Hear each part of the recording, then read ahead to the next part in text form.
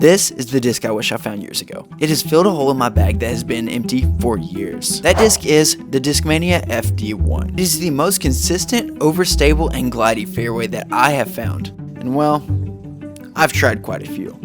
None of them worked. And with all of them, I found one key theme. None of them were as overstable as advertised on their numbers. All of them were in that 7502 to 8502 range, but none of them flew like that. They were all hyzer flip to turn disc, and don't even get me started on flex shotting them. And the Athena was the worst of them all. Just watch.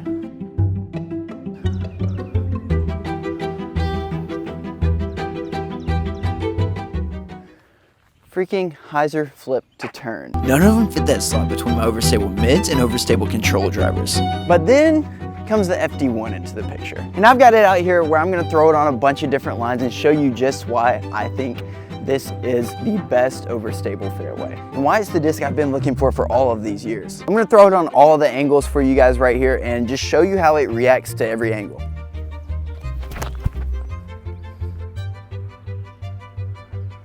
Whew. That was a little low, but I think you get the point. It's beefy. We've got a sick black S-line one too, by the way. A little more height on that. You can see how it's got so much glide while still being overstable. Oh, that hit the fence. So it goes freaking far, but it's still overstable. It's a very workably overstable disc, and that's exactly what I've been needing in this slot. Those went pretty far for being on hyzer, especially with the C-line one being so low. And so this time I'm gonna try to throw them both flat out to the right and show you guys how they fly on a flat line. But if you guys know my game, ain't nothing flat about my game. Huh? I'd say that's pretty flat. Y'all saw that? Mom, you should be proud. I threw a disc flat. And see, that disc just does not want to turn. It just wants to go straight and then dump at the end. I can't get over how good this disc is. Yep, gets a little bit of turn. I might have thrown that on a little Annie. Gets a little bit of turn, but then once it does start fading, it just dumps.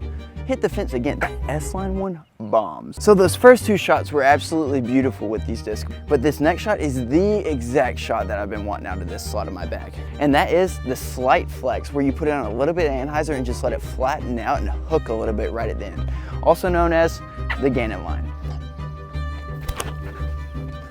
Yep, you have a little bit of turn and then just hooks up right at the end, creating a very straight S-curve.